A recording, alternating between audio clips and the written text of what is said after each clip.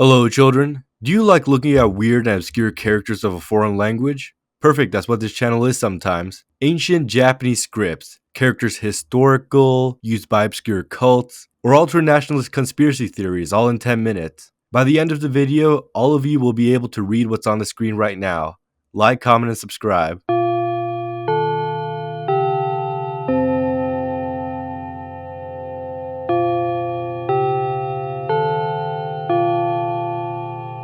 We'll start off with the Kaidoga of Okinawa, a set of pictographs found on the Yaeyama Islands just off the coast of Taiwan. Because literacy was near zero in this middle of nowhere island, they were invented somewhere between the 17th and 19th century so people could record keep and pay taxes, and people needed a way to write down, say, how many cows they owed the taxman, etc. The reason why this script fell off is because of the Meiji-era Elementary School Act, which introduced Japanese writing to the islands, and since then, there was never a need to use these pictographs anymore, because really, constructing a sentence using these was impossible. It didn't develop far enough for nouns to be verbed and verbs to be adjectivated. Also, they didn't even have words for different types of fish, something I bet is important to write about on a Pacific island.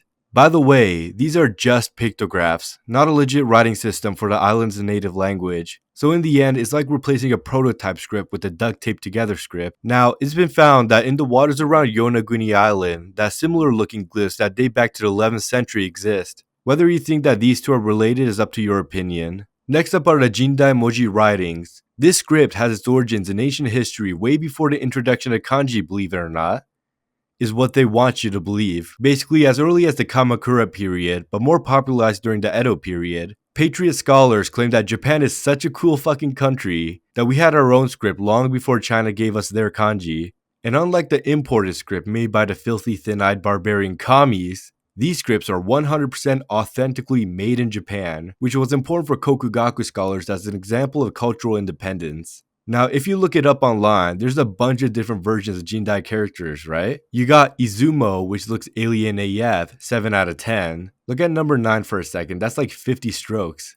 Oshite looks demonic for some reason, and apparently it's important for scholars, but I didn't really understand it, 8 out of 10. This one's cool because each vowel corresponds to a different shape. Circle, Among Us, triangle, snake, and square. Tsukushi isn't even a script, so I'm gonna ignore it. Awat looks pretty swag. There's a funny story about this rock and a white whale, 8 out of 10. Toyokuni has an Egyptian vibe going to it, mostly because it's made out of hieroglyphics. Kinda reminds me of sci-fi graffiti I see in video games.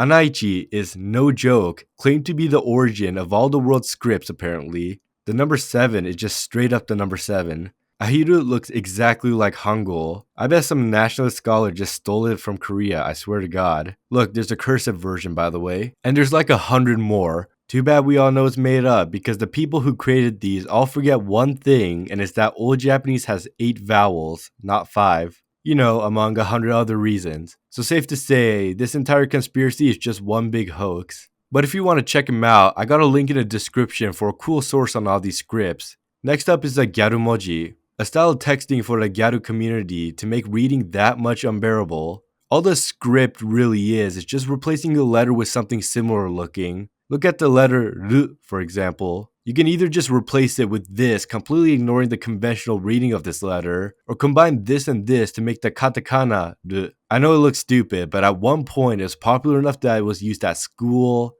the office space, and karaoke bars, believe it or not.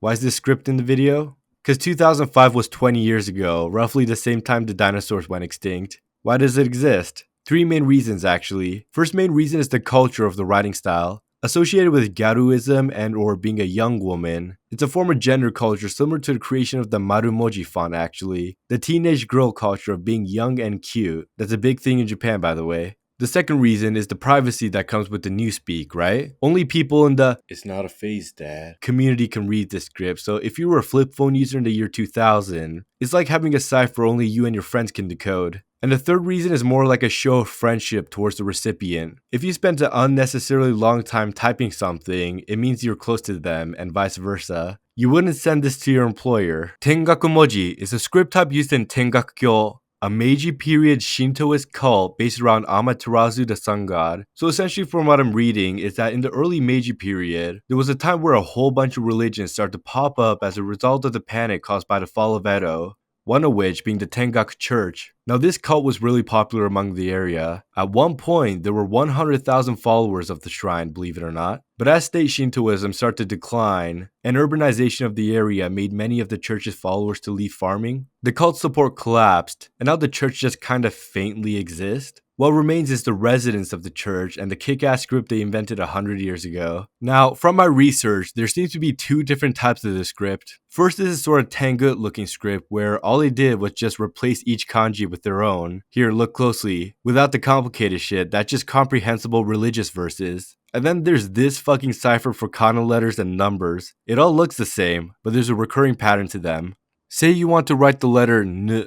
First you write the N component, which looks like this. Then the ut vowel, which looks like this.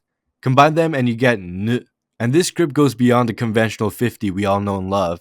There's letters for dakten and handakten sounds like ba, pa, and da. Letters for little ya, yu, yo sounds like sha, shu, sho. And even entirely different fonts for vertical writing form. First one to memorize all this gets a hug by yours truly. A cursive form, which kind of reminds me of the Russian cursive but worse somehow. Numbers up to 1 quintillion. Sounds that don't even exist in Japanese. And that's only what I could find on the internet. Imagine what other things lies under this rabbit hole. Anyways, that's basically it.